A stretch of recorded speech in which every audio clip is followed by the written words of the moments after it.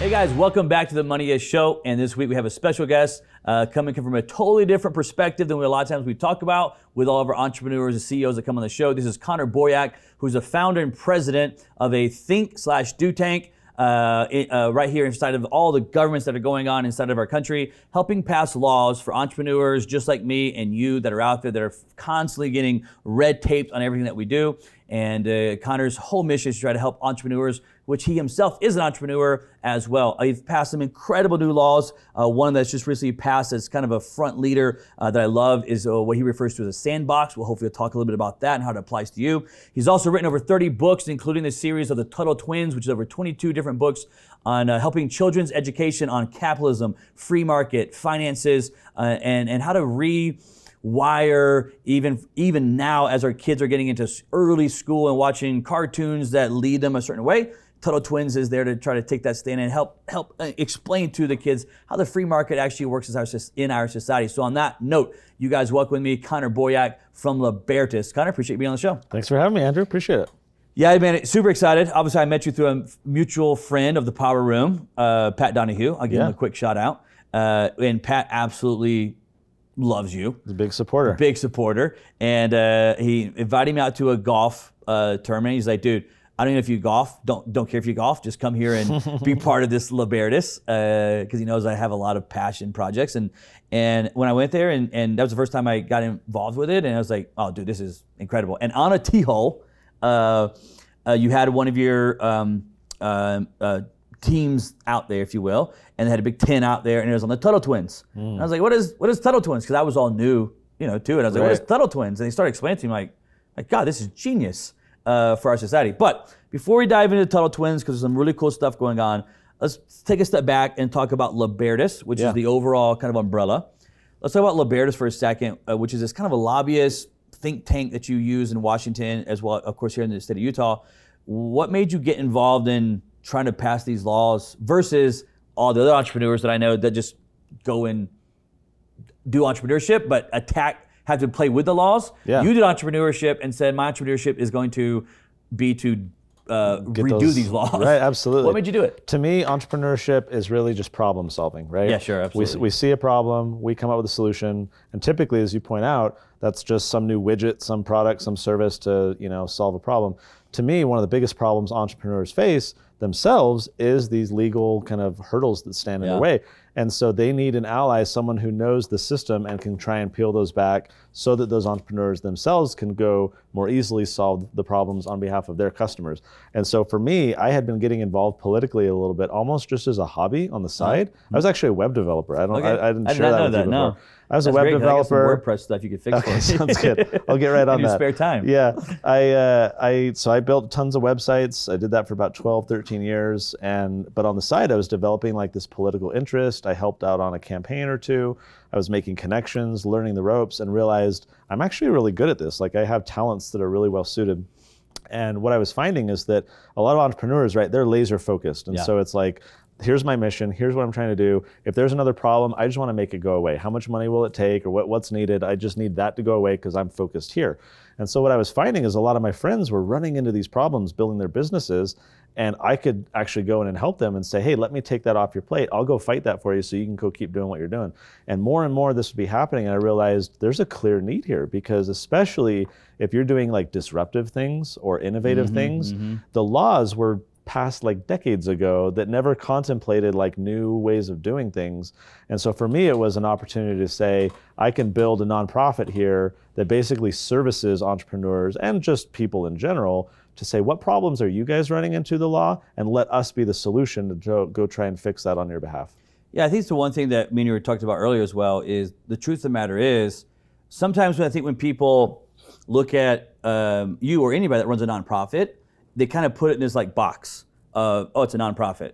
The truth of the matter is, you're as much as an entrepreneur as I'm an entrepreneur. You launched a business. It's just structured as a nonprofit of just where the tax code falls inside of it. But you're as much as an entrepreneur as I'm an entrepreneur, my partner's entrepreneurs out there. And like you said, dude, entrepreneurship, I just made a presentation recently, and my whole presentation was based around true entrepreneurship is just fixing problems. It is just every day I show up and I start fixing problems.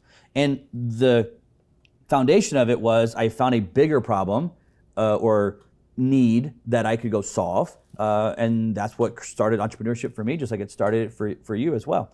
Talk to me a little bit about the laws. I mean, you talk about the political system. I don't know if everybody's as intrigued with it as I am. I'm from the outside, I'm just intrigued with it. I'm always reading on it, studying it, but I've never, like, let's say when you first got started, you said you were like participating in as a hobby. I've never got that level. Right. I'm just like a reader and spectator watching all this stuff. Talk to me a little bit about politics. I mean, you've been involved with it. You've been to DC. You've been in all these different, with senators and congressmen and all this different stuff. Give us a little bit of insight of what that's like inside of the political world. Good, bad, not necessarily side to side, but just give us the insight. The inside secret of how it works is not so secret.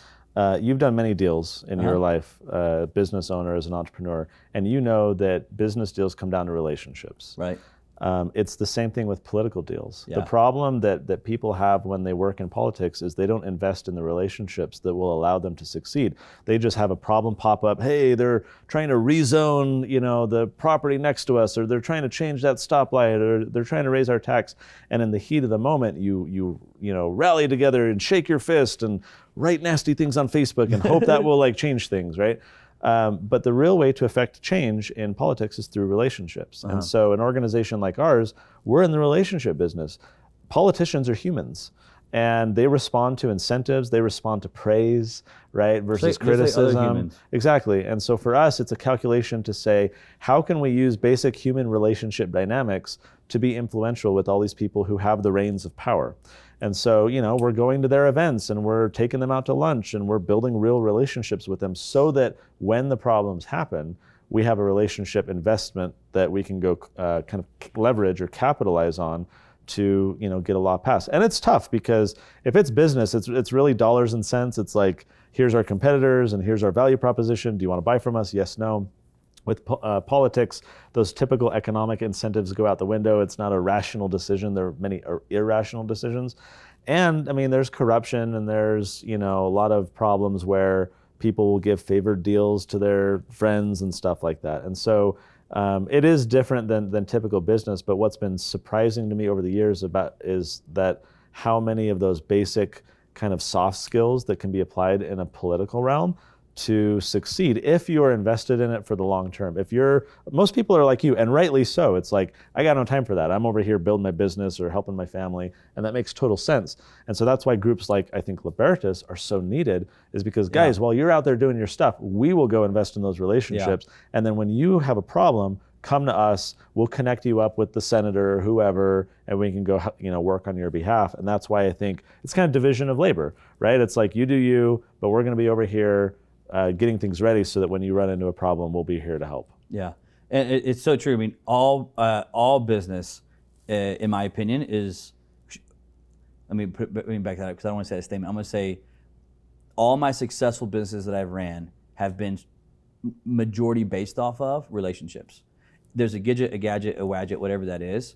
It's the relationships that I've had around that concept. That is what made that gadget go, right. Was the relationships around it, right? Whether I had a relationship with a marketing team, I had a relationship like the Harmon Brothers, which we talk about, whether it's I have a relationship with a manufacturer, whatever it is, right? But those are all relationships that come together to produce this ABC product that allows me to get it out. And I can obviously see how politics is that same way. It's gonna be relationship based. I think where I would struggle at it is maybe at this point, because I've been in business for so long, and it's like, hey, this is a better cost analysis, cost effective, it's going to do this and this. And it's like, no, we're not going to do that, we're going to do it this way. I'm like, well, that's the dumbest thing humanly possible. Totally.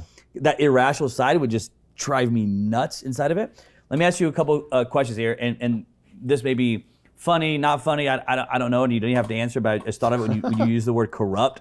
Right now, you hear in our language of political atmosphere, you hear this word getting tossed around a lot now of deep state. Like, oh, there's this deep state, deep state. And obviously there's this world of massive conspiracies that float around nonstop, that anything you could think of, right? Like freaking carpet's a conspiracy to someone, right? It doesn't matter. And then you hear this, deep state, and there's this, is it there, is it not there? Are pieces of it there? What have you seen, if anything, when it comes to something like, I'm going to use that as a big terminology, like a deep state that's there? So the deep state, I think, is a sexy, controversial term for something that's much more benign. Okay. And what that is we have a massive bureaucracy of people who have accumulated power over the many decades, with various laws being passed, programs being created, budgets growing, and they want to protect it. So when you have, say, a Donald Trump or someone coming in trying to shake things up or do things different than they've done before, that is inherently a threat to people who have created their own little nest egg of political power and department budgets. Connections, et cetera. Precisely. Relationships so when they've built, like you said. I mean, think of it this way. When World War II happened, the government grew exponentially, massively. Tons of new money, tons of new government departments. When the war ended, those departments did not go away. Yeah. They renamed, like it was like the War Department and the War Planning Department and the Resource Allocation for Wartime Department and all these different things, right? But those government departments, like Ronald Reagan has this quote where he says, the closest thing to eternal life on earth is a government program.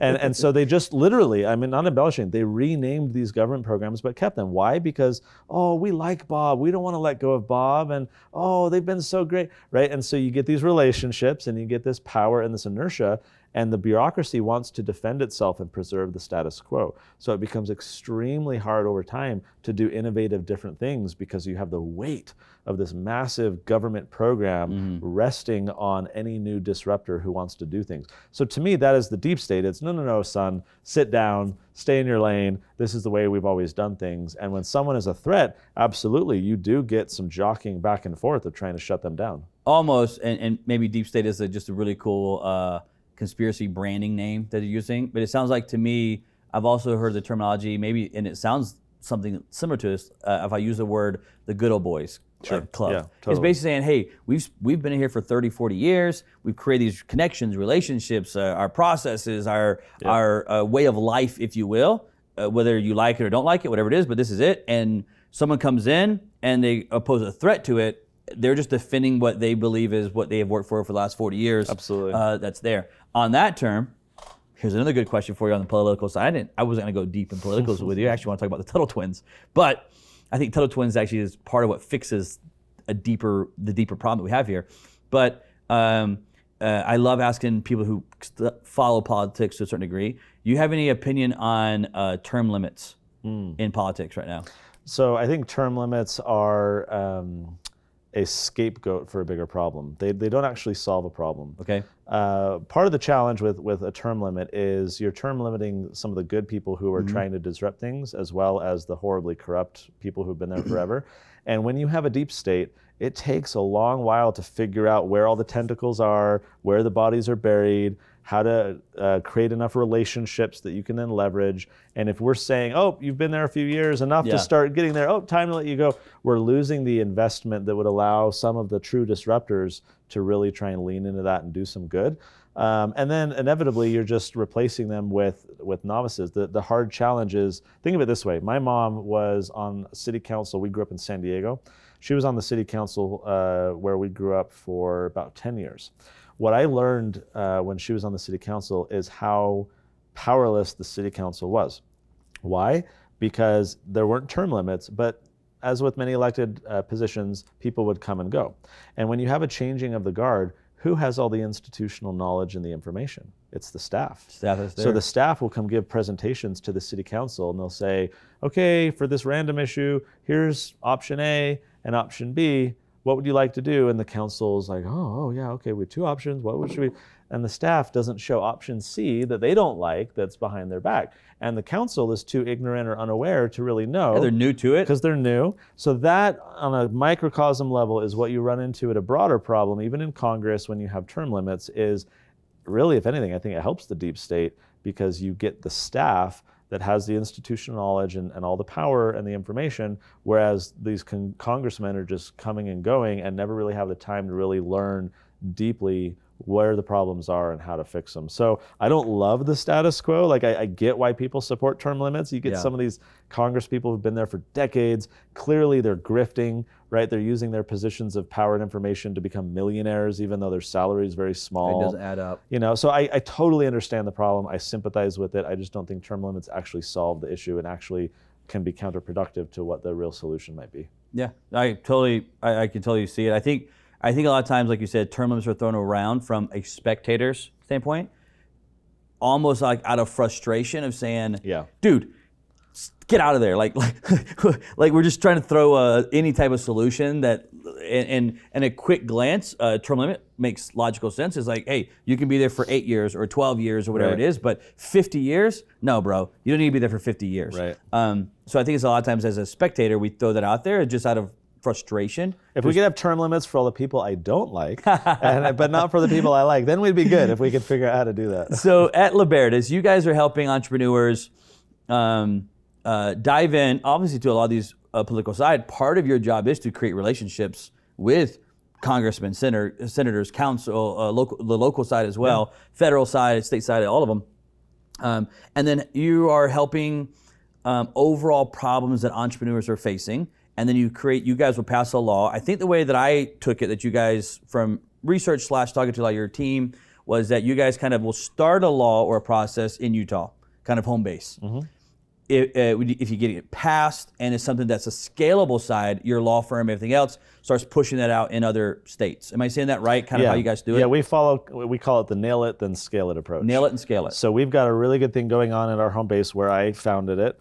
And so we'll use this state as kind of an incubator, right? So we've got the relationships and we've got everything going. Let's get something really innovative and helpful passed here. And then once we've done that, we can go scale it to other states with the relationships that we've built with elected officials across the country and say, hey guys, we did this thing. Here's the research. Here's the talking points. Here's the polling, what people think about it. Here's even like media and white papers and videos and all that kind of stuff. Basically serve them on a platter this idea that they can take and run with and go replicate in their state. So it helps expand our influence. Like the first thing that any legislator will typically ask when they encounter a new idea is like, oh, well, what have other states done? They never want to be the first, right? They always want to be a follower, middle of the pack.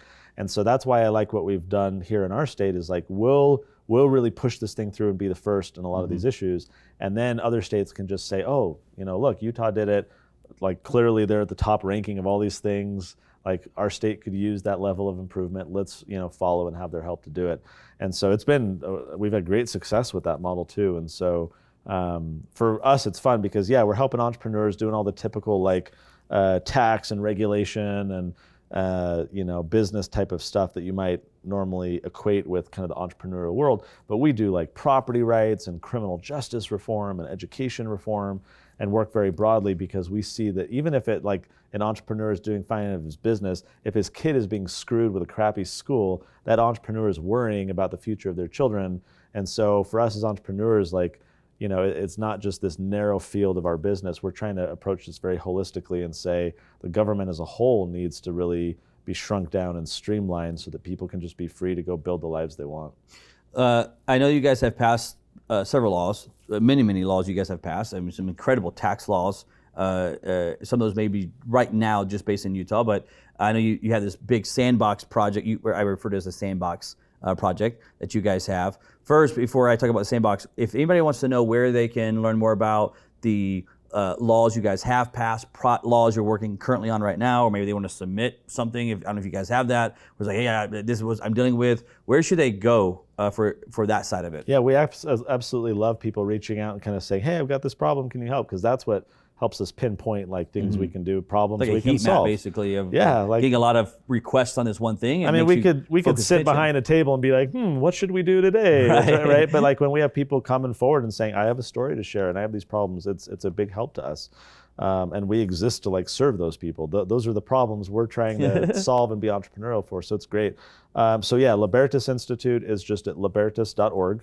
And that's where you can find information on what we've done and what we're working on. And as you point out, like reach out to us and share any problems that you're running into that we can be helpful with. The sandbox thing you mentioned is a recent one that's been very fun for us because part of the problem, so like when I started Libertas Institute about a decade ago, I'm not from Utah originally. I'm from San Diego. I'm one of the many exiles from California. You're one of the original ones, I think. I was trendsetter the OG. 2 decades ago. And so I come to Utah and I started realizing like for all the pro-business, like, so people would look to Utah and they'd say, oh my gosh, they're at the red state, top ranking for best in business and all these things. And what I would always tell people when I was starting Libertas is like, okay, well, hang on a minute. You remember in like, 6th grade when your teacher introduced the idea of like being graded on a curve and you loved it? Why? Because it didn't mean that you had to be like 100% proficient. It just mean that you didn't have to suck as bad as all the other students, and then you'd get a good grade. And that's how it is with the states. Like, everyone looks to Utah and says, oh my gosh, like top ranking, all these things. And like, that doesn't mean that there's not room for improvement. It just means that we're not as bad as everybody else.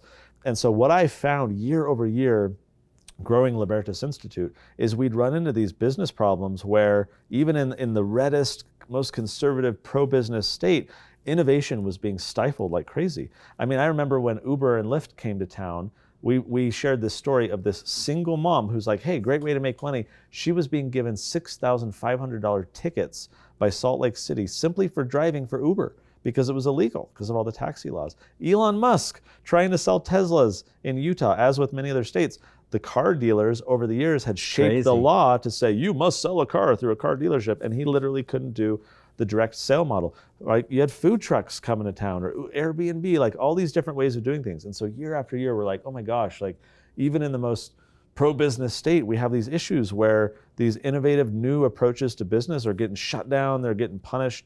What can we do to help fix that? And so this sandbox idea came up where, like, inevitably what happens is innovation happens, it's punished because it's different than the way the laws are set up from decades ago. But then the legislature, the city council, they play catch up. We have now you can drive for Uber and Lyft. Elon can sell his cars now, and eventually like the government catches up. But why do we punish innovation? Like that just seems ridiculous to me. And so the sandbox idea, which Utah is now the first in the country to have because of our work, says let's just hit the pause button on the punishment. Right? As long as like there's no health or safety issues, no one's dying, no one's like having their skin burned off from whatever it is, like as long as there's no problems, let's let the entrepreneur continue going in a market, continue working while the government then catches up to them. So basically think of it like a legal safe space where the entrepreneur can get shielded from like a cease and desist order or a citation or any of that kind of stuff. And so now with Utah having this in place, we're then going to go scale this to other states as well. And then after Biden's done in office, and hopefully we get like a pro-business Republican administration, we'll then have so many states having these sandboxes that we can go to the federal level and say, guys, this is where the real problem is for so many businesses, is all the deep state regulations, all these federal regulations that we now need to clear out. Let's put this sandbox model in place so that when these businesses do run into an issue, they've got a little bit of an opportunity to not be punished, but the government can kind of play catch up to them. So pretty innovative idea, and we're super excited about it. Yeah, I like it. I love it actually because, again, innovation is what has driven America like from the beginning. Innovation of anything as simple as going west at one point was innovation in for us. And innovation to me is what's desperately needed inside of an economy is innovation growing, right? And it's so true because the government lives in, right or wrong, I've been debating that point, they just live in bills that were passed 20, 30, 40 years ago when no one was thinking about this new concept. It wasn't even remotely on the table yet. Think about it, right? It's like you'd have to see something on the road. And they're like, well, you can't do that because of this law over here that was made for 40 years ago. And then you have innovative businesses that then get punished, sued, shut down, written up, citations, whatever it is. And it literally just stifles innovation for entrepreneurs because it's like, well, if I do that, I'm going to get all these fines, penalties, et cetera, that take place, which is insane because, but I will say a lot of the times, to your point, the government does eventually catch up. Elon Musk is selling Teslas now, direct to consumer, which was a massive, like who would have thought like you had to sell it through the big five? Like what do you I can't sell a car to a human? Like, no, you can't do that. You gotta sell it through the big five. It's like, but I don't think people even actually knew that was really a thing. Like that it was there. And then what does that do to the free market when you have to run it through this certain process, right? So I think the sandbox is really something that will actually help businesses innovate, and innovation creates new opportunity, new jobs, new flow of work, it's what bursts everything to me as the economy is the innovative side. So I freaking love the sandbox idea. If they needed to submit something Right now it's only in Utah, but if they wanted to get involved with supporting Sandbox, pushing Sandbox to their government, or donating to try to get it to their government, is it a different page, or is it still at libertas.org? So go to libertas.org/outreach. Outreach. And that's where you'll see information about the Sandbox, contact info, because we are eager to take this to other states. We've had a number of other states, legislators and groups being very interested. It's kind of a hot new thing in the policy world to try and be forward looking. I remember in particular our governor and some of the other political leaders, right? We're in the middle of COVID and economic recovery, and how do we, help people get jobs and all these things.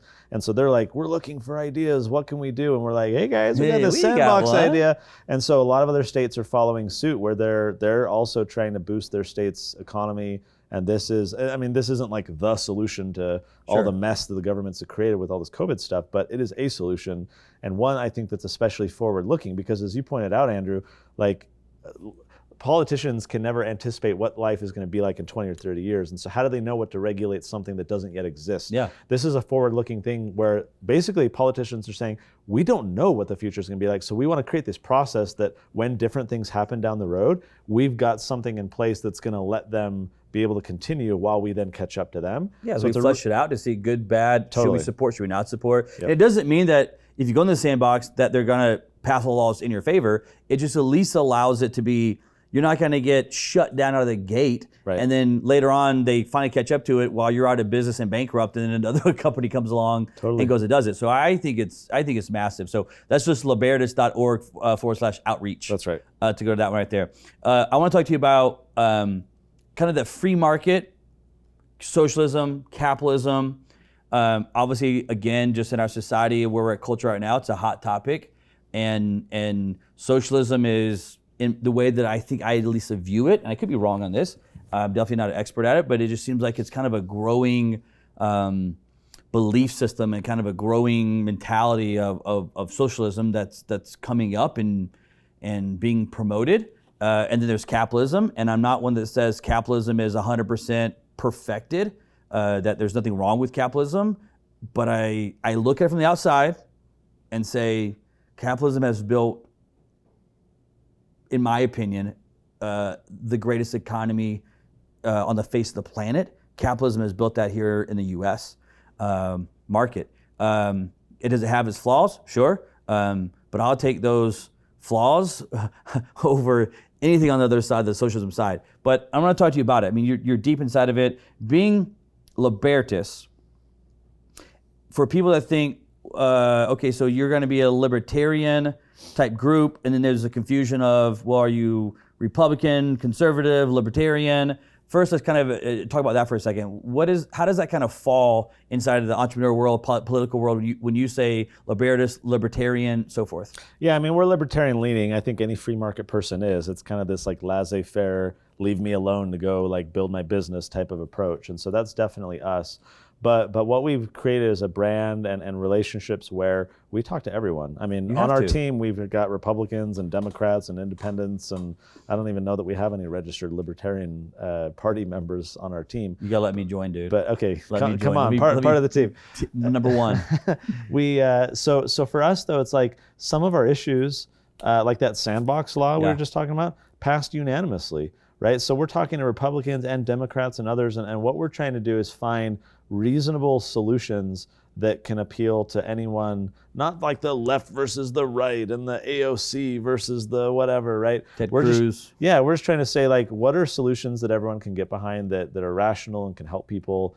And so that's kind of the sweet spot of where we try to land at Libertas. I think a lot of times when I talk to my entrepreneur buddies, CEO buddies, I think a lot of times they don't realize that they're probably a lot of ways more libertarian than maybe even Republican. They just don't kind of view it. Think about it. They don't think about it that way. They don't view it that way. Just like, conservative because I want my, which I understand that standpoint. But I think there's actually a lot that they don't understand that a lot of your viewpoints are very, very, I'm saying my viewpoints are very libertarian based, free market. Like I always use an example of like, dude, just stay out of my life, stay out of my like business. Like I'm not hurting you. I'm not offending. I don't care if I'm offending you, but I'm not hurting you. Side of it. So let me be me, right? Which is a very pro-business, pro-market approach to it. Do you see socialism taking over eventually inside of our country?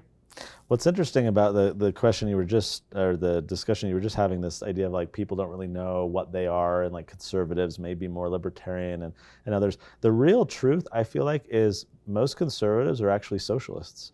And here's what I mean by that. What is socialism? Well, we have degrees of socialism. There's like true socialism, which is like government control over the means of production, and you have this outright total takeover of the economy. And like, Venezuela style. Yeah, like we're not getting there. I don't think we're close to that. But then you have like this middle ground where programs like Social Security or the public school system, like you have all these things, libraries even, where the many are forced to pay to benefit the few. And that's really what socialism is, when you are socializing the cost of something. If you're a business owner, you're like, hey, look, I've got my P&L and I'm doing, what I need to do. I'm raising capital, I'm paying my bills. That is a truly capitalist enterprise where you are having to, pay for all the expenses and cover everything. But if you could figure out a way, as many grifters in DC do, of like, oh, look, if I could get a taxpayer subsidy for this, or if I could get a grant from this random federal whatever, or even like the PPP loans that many businesses took, right? You're socializing expenses by making society help pay for what you're trying to do. That, in a nutshell, is socialism. So like if you got your kid in private school or your homeschool or whatever, great, you're not a socialist. But if you're benefiting from the public school system, other people are paying for that. So in a way, that's a little bit of socialism.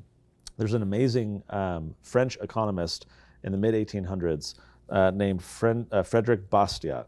And he wrote this short little essay called The Law. If you Google Bastiat, The Law, it'll blow your mind. It's an amazing read. So this guy, obviously it's translated into English. You don't need to know French. but this guy Bastiat had this, he was kind of like a classical liberal, like the founding fathers, kind of this libertarianish free market economist. But he was almost like a satirical kind of guy. Like imagine like Babylon Bee meets, free market, whatever. Like he had some really good barbs. And he has this quote to your question about capitalism and socialism. He has this quote that I've always loved. And he says, "Government is that great fiction through which everyone tries to live at the expense of everyone else."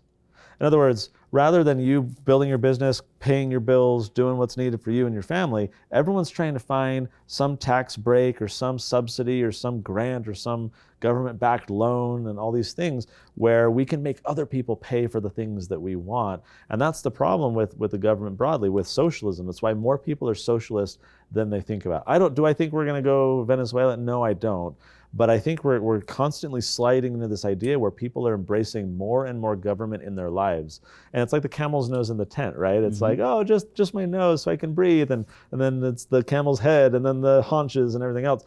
And I think that's the problem we have with socialism, is many people, even conservatives, have embraced a little bit of socialism. Well, if you've already accepted this small amount, how do you say no to this incremental where do you put the line at? Where do you draw the line? And that's the problem I feel like that a lot of us have, is that we've embraced a little bit, and I don't know that you can push back against that slide if you haven't very clearly said, I don't support that type of approach. Yeah, it's very, I've heard the illustration many, many times, and there's so much, not from the French person, but the illustration of there's a little bit of socialist in majority of people if they actually stop and think about it, because of all the stuff that you named in school systems and libraries and so forth. You got to think, and that's where I think it's never like we're going to be here and we're going to end, and next step is here. It's only here and then there, right, and then there.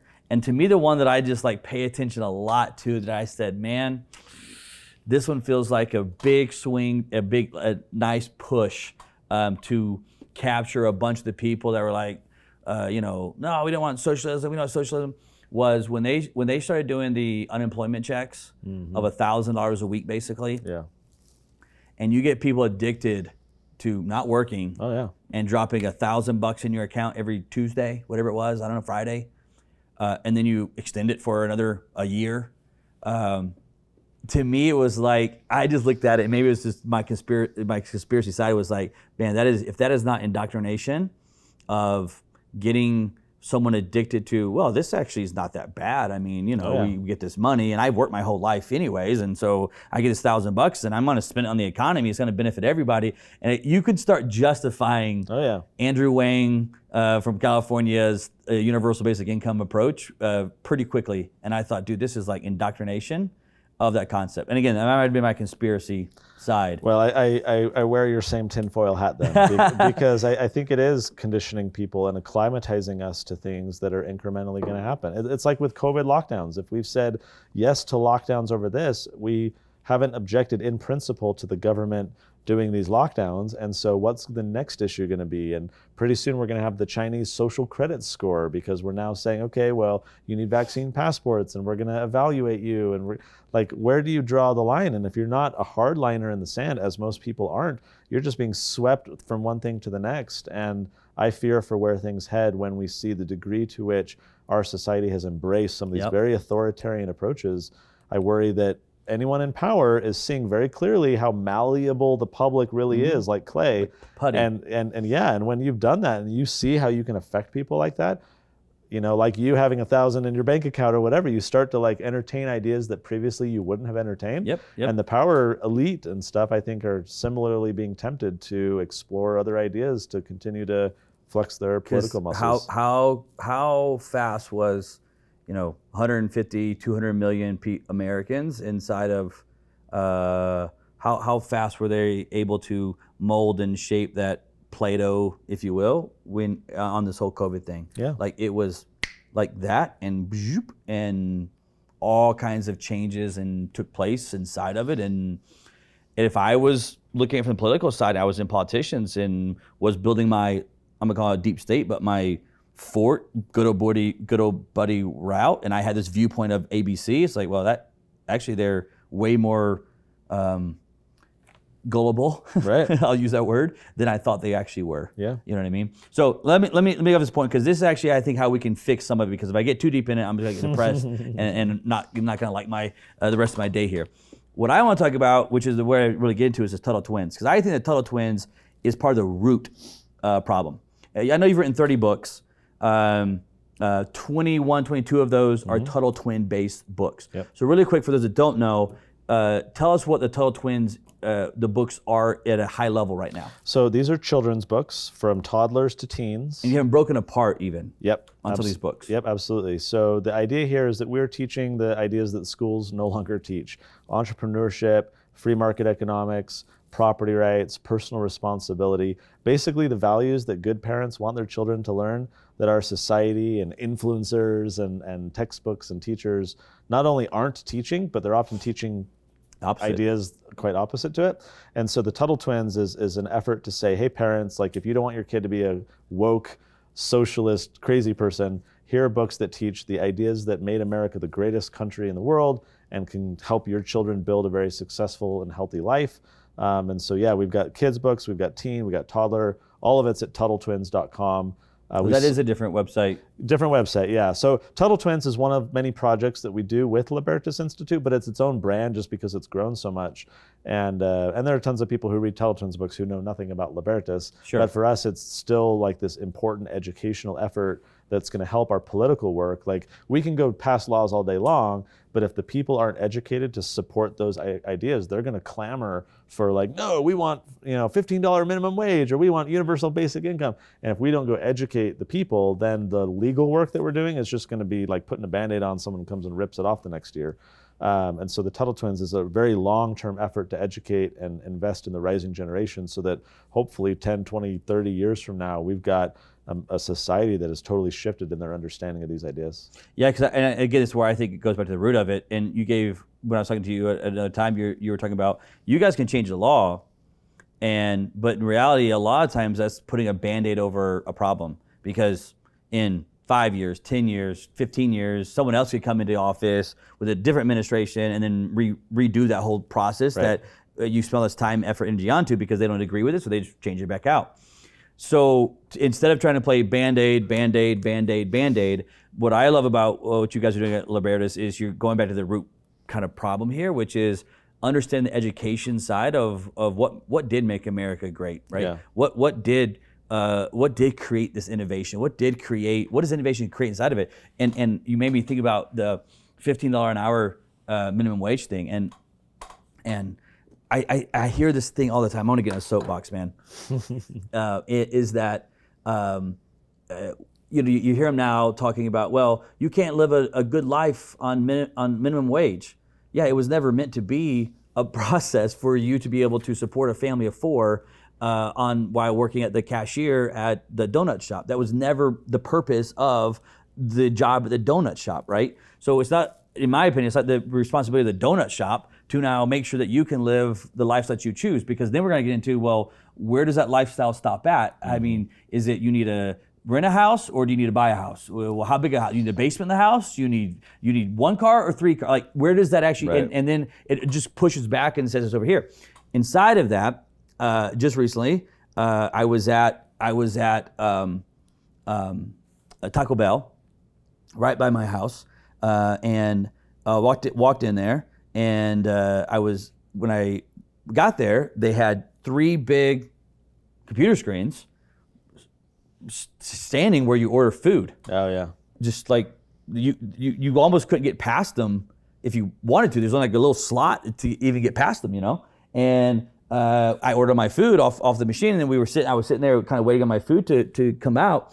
And another guy came in and he said, hey, walked kind of where the cash register kind of was, and was like, hey, I want to order some food. And they're like, well, go use the machine. He's like, yeah, but can't you take my order? And they're like, oh no, we don't do that. You got to use the machine. And it's the whole purpose of the thing about it is again, there's always a push and a pull, oh, yeah. And there's always the consequences to on both sides. This is not left or right or anything. There's just consequences. And when you push a business owner to say, well, I demand this for that level job, a business owner's perspective is understanding and saying, okay, how do I make that more efficient? How do I innovate this process? How do I recreate this? And inside of it. Now, the good news is that people will get upset about, because you're like, well, you're getting rid of jobs.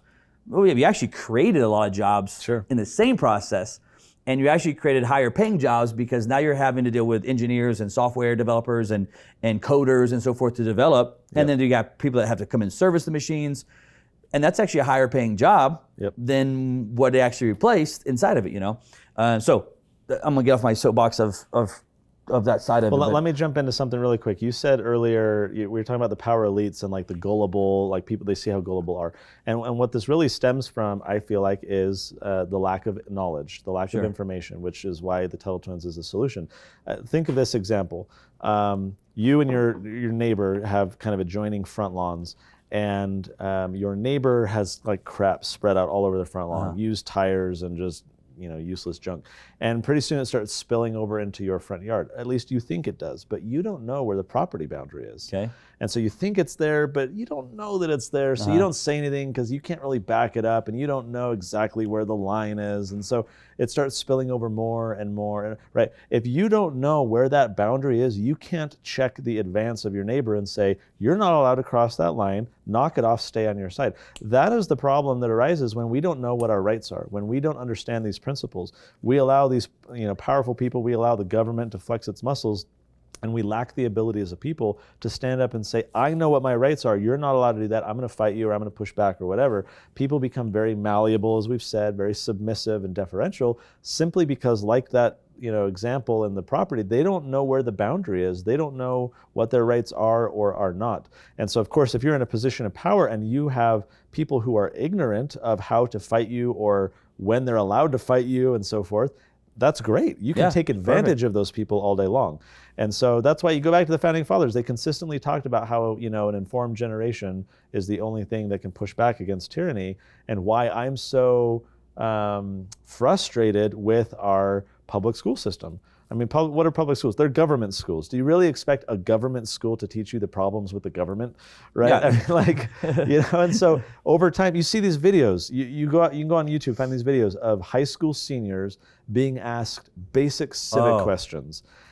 Here's the product of what, 15 years or however many years in school, you would think that after all that investment, taxpayer investment, time and energy and effort, that these high school seniors would be able to answer these questions. It's abysmal. And these are the people who now become voters and have power over you and I to take money from us or regulate our businesses. And that is the problem that I see, that for too long we've surrendered our children to a system that has been dumbing them down and has created this generation of uninformed, submissive people. And so then you get COVID or whatever happening, and people are taken advantage of, and they don't know how to fight back. They don't know what to do. Well, then if they're allowed to, like you said, they don't even know where the line's at. So it's like, well, I think a mandate means I have to do it. Right. Okay, well, you may want to go read what a mandate versus a law is. Right. And so to me, the mission with the Tuttle Twins is to say, we've got to fix what is clearly a problem. I think of entrepreneurs, right? You're thinking entrepreneurially, you're problem solving, thinking critically, you're skeptical of powerful institutions, you're wanting to look at new ways of doing old things. And then you send your kids to school, and those schools not only are not teaching those types of ideas and values, they're often counterproductive to them. So for us, the mission of the Tuttle Twins is, whether you're an entrepreneur or not, it's to say, our kids need to learn how to think critically. They need to be skeptical of power. They need to understand the principles of freedom. They need to know what free markets are and how they work. And we can't entrust our children to the school system to do it. They're not going to do it. They're going to do quite the opposite. The Tuttle Twins mission is to say, whether your kids are in school or not, like if they're in school, great, here's a supplement. Sure. When they come home, talk about this, right? Yep. If you're homeschooling or private schooling, great, like here's a curriculum and a resource that you can use. We're trying to say, like, we got to play a generational game and recognize that we got to invest in the future. And that's precisely what the Tuttle Twins is about. Yeah, I absolutely love it. I tell you some stories beforehand of, in your mission there, a lot of times even the school system, they demonize and shut down any kid that has an entrepreneurial mindset, idea, that's trying to, hey, I could go do this. They literally, it's like, well, this doesn't fit in this box, therefore you're wrong, can't do this. And it becomes like, again, at that moment when that kid is so pliable of, hey, you should pursue that, and what does that mean, and where does that lead, and what's the good, what's the bad from it? We don't, and we say, no, don't do that. Actually, we're going to make a new rule that you can't do that at the school. Now come back over here in this box that we have for you over here. Yeah. And it, to a certain degree, demonizes even the first mindset of what is out there. Thinking differently. Of thinking differently and thinking outside the box is like, no, you got to get back inside the box. I absolutely am a huge supporter of the Tuttle Twins, because I think it, again, it's not a Band-Aid, it is a root problem. It's like, I have a dentist appointment last week. I got another because I had a cavity. And it's like, I can either fix this cavity, or I'm going to have to deal with a root canal and have to go all the way down to the root and dig up the entire root to it. And the Tuttle Twins is addressing that root of the problem. You guys have, I want to make sure everybody understands, you have many, many books, 22 some odd books you've written. Yeah. And when I say they break apart and classify them, that's because you have some that are written for age groups of whatever it may be. I'll make it up right now, but 3 to 6 years old, and then 7 to 11, and 11 to 16, because they're in a different mindset right there, right? On top of that, you have curriculum, which I think is, if you're paying attention, is important, because a lot of people are moving to homeschool right now. And freaking to be able to have a curriculum based off of free market, capitalism, understanding it would be a huge thing, right? Having curriculum. Or if you're a school and you want to put a charter school, a private school, and you want to put it in, right? You guys have curriculum that's there. And now you are now releasing a full-on TV, if you will, cartoon about the Tuttle Twins. Yeah. Tell us a little bit about the cartoon, because I think this is where now you can actually really capture that new age crowd, younger generation, because you're hitting their communication, not in a bad way, but that's just where they grow up at, is with an iPad. This is an interesting point. What I'm trying to do is build with our team a content empire that no matter the age of your child or how they like to learn, that we have something for them. So like, okay, maybe they don't love to read, great, we have audiobooks. Maybe they're a tactile learner, awesome. We have a card storytelling game where they can kind of reinforce those ideas that they learn. We've got activity workbooks. And so we're trying to create all these different educational resources. And then there's the entertainment side, right? Kids love watching cartoons. We were talking before the show of how many of the current kids cartoons have kind of gone woke and weird and everything. And parents are frustrated because they don't know what to trust and what they're okay having their kid watch. More to the point, our books are like heavily educational and a little bit entertaining, just so the story can kind of move along and the kids can enjoy it. But what we are trying to do with the cartoon is create something that's primarily just a fun kids cartoon, but then has a little bit of those educational nuggets. But I don't know, like Phineas and Ferb or Simpsons or some of these cartoons where they have dual layers of comedy. So like there's the parent level humor, not like crude adult humor, but like, you know, more informed or educated humor. And then there's the silly fun stuff for the kids, so the whole family can watch. And that's what we're trying to do with the kids cartoon is we think that we can reach way more people if we have this primarily entertaining asset that's just fun to watch, and then they get a little bit of a good message along the way, and then in effect that becomes the top of the funnel. So it's like, hey, the cartoon reaches all these people, great, did you love the cartoon? Awesome, go get the books. Hey, you love the books? Awesome, here's the curriculum.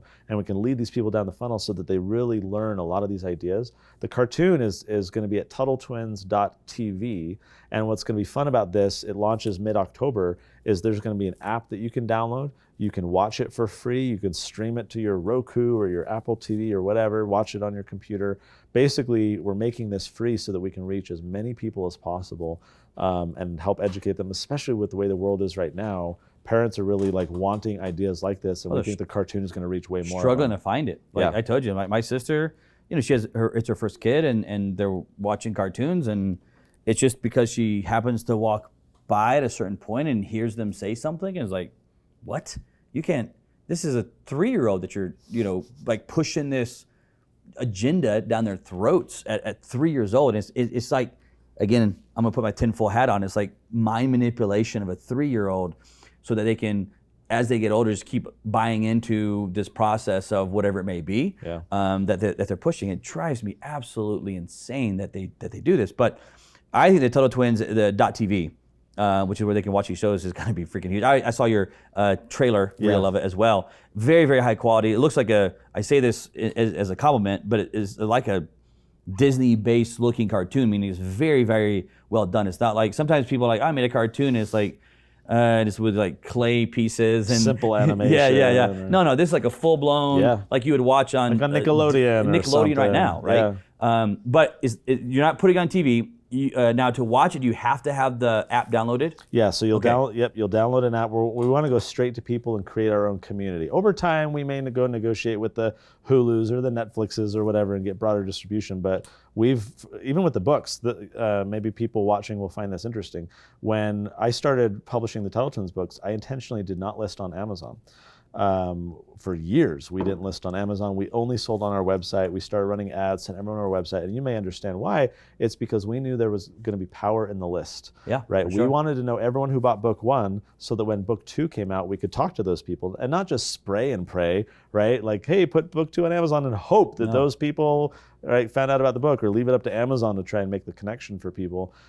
We wanted to build a list. We sent everyone to our website. We wanted to grow a community. We wanted to grow a brand. We wanted to know who all our customers were. And that's paid off for us really well as we put out additional books to be able to have so many people that we can directly communicate with. So it'll be similar with the cartoon. We want people to download the app. We want the ability to communicate directly with them. Once we build up a massive community within the cartoon, then we'll feel comfortable about going and looking at other distribution deals to get even more eyeballs.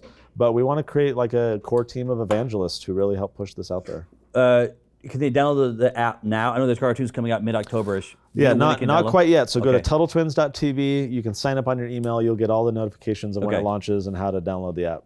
To download the app's free. App's and to free. Watch the cartoon Watching is it is free. Your Everything will be free. And the cool thing about the app you guys have, which is I think is like I was talking to some of the of our mutual buddies who kind of helped launch it over there, is the technology behind it is, even though you're watching it on an app on your iPhone, you can literally throw it immediately up to your TV. Yeah. It's kind of like a breaking technology where it doesn't have to be like full-blown, like Apple to Apple type thing. It's like, no, you just take your phone and it'll literally stream right up to it right now. Yeah. Really, really cool technology. Or iPad or whatever. And I mean, this is a show. We've done a lot of early testing already with a lot of families. This is going to be one of the, it's like Disney movies that you mentioned, right? Where kids will watch it like 15 times in a row. Except this time it's not just about learning the song, memorizing it and whatever. It's like parents are going to feel good that their kids are really reinforcing these ideas, but the humor and the quality is such that we're already seeing in the early testing that kids are just, let me see it again, let me see it again. You Yeah. know, I want to watch it the 8th time. And now instead parents like rolling their eyes and like, okay, VeggieTales, here we go again, or whatever, right? I mean, maybe VeggieTales is different because those try and have some good messages in them too. But with this one, especially with our Tuttle Twins cartoon, we're seeing that parents are really liking that their kids are liking this, so that they'll really ingrain and think about the ideas, the free market kind of liberty ideas that are ingrained in all the episodes. And if your kids are young and you're still putting them to bed, then it enables you to then take the same Tuttle Twin book and read a book to them at night. Yeah. That kind of keeps connecting dots Sure. all the way along the way to it, right? Which is such a great process you got going on there. So again, that's TuttleTwins.tv Right. on that one, and then that's where they can also get notified when the app is released and all the shows Yep. are released, because you're not going to find these on YouTube and floating around all the different places. You're going to have this app, which is part of the plan, which I am a huge supporter of. Yeah. How you guys are doing it. I could talk to you forever. Let me come to kind of our final question here for Connor Boyack, and this is going to be an interesting answer because of all of the different things you got going on and that you see. But this is the moneyest question. We need, obviously, and I know you agree with this, especially running how your whole business is set up with as a nonprofit. Money is not the end goal. Money cannot be what we're striving to go get in business and life and entrepreneurship. Money has to mean something more than just that I have a bank account full of money. And we've even had the conversations of some stuff about when you have that, what does it actually do? Right. So I want to get your answer here. You write whatever the answer is here, and then sign it between there, and then me and you can have a quick conversation about what that means to you. All right. So this would be Connor Boyack's answer, from founder and president of Libertas. Again, you guys watching, make sure you go to libertas.org on that side. If you want to donate, check into his other laws he's passed. We talked about Sandbox, or TuttleTwins.tv. That's right. Which is the big one I'm totally pumped about. Here we go. This is Connor Boyack, and his answer that he ended up with, because you gave me like 3 or 4 in your head. Money is opportunity. Money is opportunity. And me and you in the pre-room, we were talking about, there's so many words that actually apply inside of it. And one of the ones you talked about, let's actually talk about that one first, was kind of, which I am a huge believer in. Money is a magnifier or revealer. Yeah. I am absolutely convinced that it is. Running a nonprofit has taught me that. When I started Libertas, I thought, hey, our board chairman knows all these CEOs and entrepreneurs, and I'm going to be able to network, and we did. He introduced me to a lot of people, but I was naive in assuming that just because people had money that they would be philanthropic, that they would want to invest in social causes and think about the world and impacting other people beyond just their own family. And fortunately, many of them that did describe them, but there were many people that did not fit the bill. What my board chairman taught me and what I came to learn is that money is a bit of a magnifier, in the sense that people who are a giving type of person before they make a lot of wealth are going to be giving with that wealth, but people who have a different personality prior to finding a lot of money are going to kind of continue that personality. Very rarely does money kind of change whether you're a giving type of person.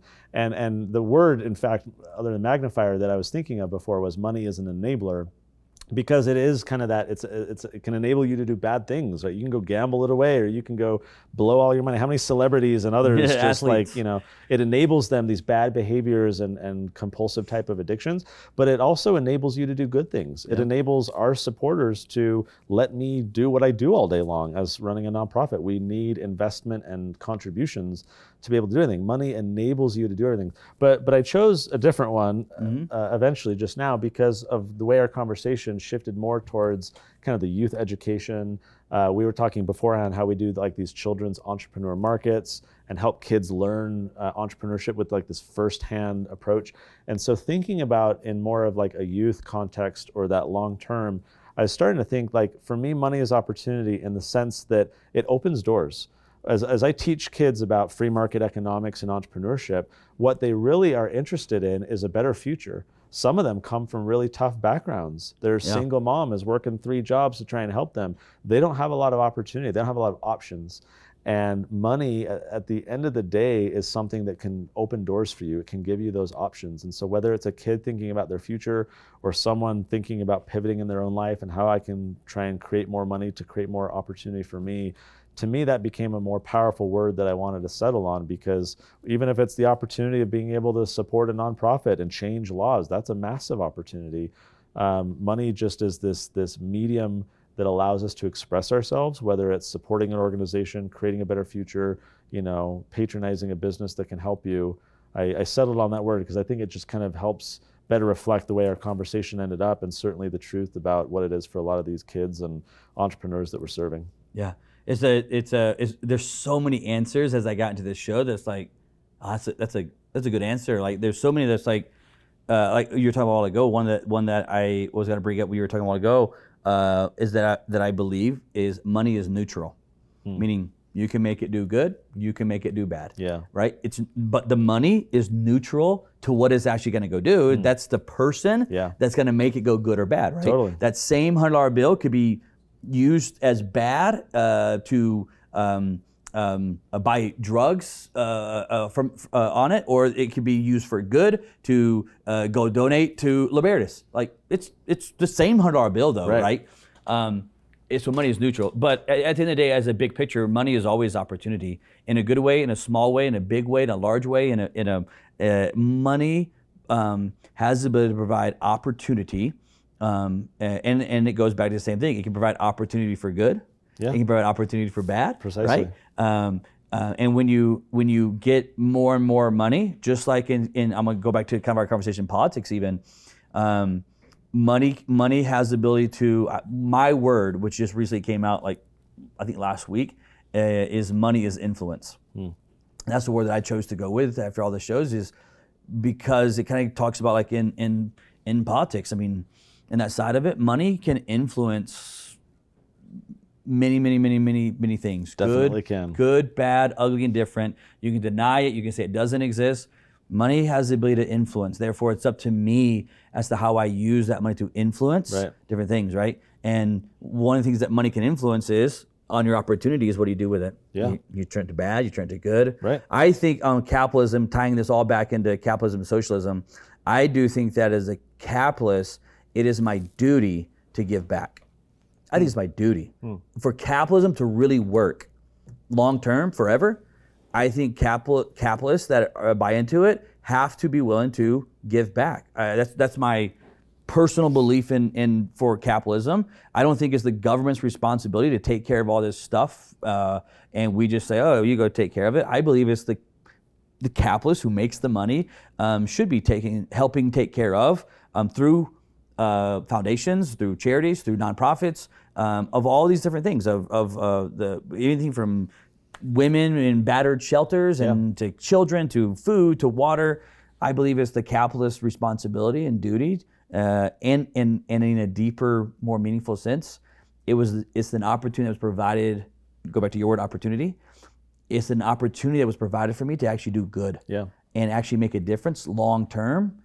If we all believe into how capitalism works and our duty. So we have to recognize briefly, Andrew, that like if you ever read Atlas Shrugged, right? Things get so bad that the entrepreneurs go to Galt's Gulch. They basically flee society. And for me, I think of like, that's really interesting, right? Because they just kind of focused on their business, did their own thing. They let the world start to crumble while they were just staying in their lane. Right in their lane. When it crumbled really bad, they left. Peace. And I get it, because Ayn Rand was more of like this, selfishness is a virtue. I shouldn't have to be altruistic or care about other people. And she had that perspective that I disagree with. And I sense that you do too from what you just said about wanting to impact others. To me, it's this altruistic desire to say, I don't necessarily have like a legal or moral obligation per se to go fix problems for other people. But I tell you, I know so many wealthy people, and the happiest are those who are thinking of other people beyond just their business, which yes, is solving problems and helping people. But the people who get into social causes and really try and impact the world have just this joy in life, because you're seeing how you're benefiting, for other people and making their lives better in a tangible way. I wake up every morning jazzed because I have tons of problems to solve, stupid government people doing awful things, but I know that the people that I'm going to bat for, I'm going to make their lives better as a result, and they need me because they have no idea how to do any of that. And with our whole team helping, right, it's certainly not just me. Sure. But it's a very joyful thing to be able to use those entrepreneurial skills, use the money that gives us that opportunity and influence to go change the world for the better. And I wouldn't I wouldn't change a thing about it. I love being a full-time freedom fighter and being able to help make the world a better place. Yeah, for one thing, I probably end the show just with gratitude from an entrepreneur standpoint. Those that are listening, watching, as an entrepreneur, we should have gratitude for associations, groups, nonprofits, foundations like yours, and there's other ones that are doing a lot of the same stuff. But even if you're not donating, participating in nonprofits like you guys or other ones, there's a lot that you guys are influencing on entrepreneurs. They don't even know that it actually came from a fellow entrepreneur like yourself inside of it. And one funny thing you said that I thought about as you were talking there, you said that there's always going to be dumb politicians making these things, different rules and passing this and that. One unique thing about it, I did think as a silver lining for you, is you, my friend, will have unlimited job security your entire life. Oh yeah. I think you will have ultimate job security. And people keep having babies for future Tuttle Twins readers. Yeah, so it's it is constant job security for you for the rest of your life, man. Connor, man, it's been an absolute privilege to have you on the show with Libertas.org and of course Tuttle Twins.tv. Such a huge need that we have. I want to make sure all of my followers and fans and my own personal family, which already has all the books, are going to be watching that show on Tuttle Twins.tv. Yeah. And again, just sincerely appreciate all you guys are doing in your organization and making a difference for entrepreneurs like me and those that are watching. So again, thank you very much for that. Those watching The Money Is Show, I hope you guys enjoy the show with Connor Boyack, founder and president of Libertas.org. We will see you next week on The Money Is Show.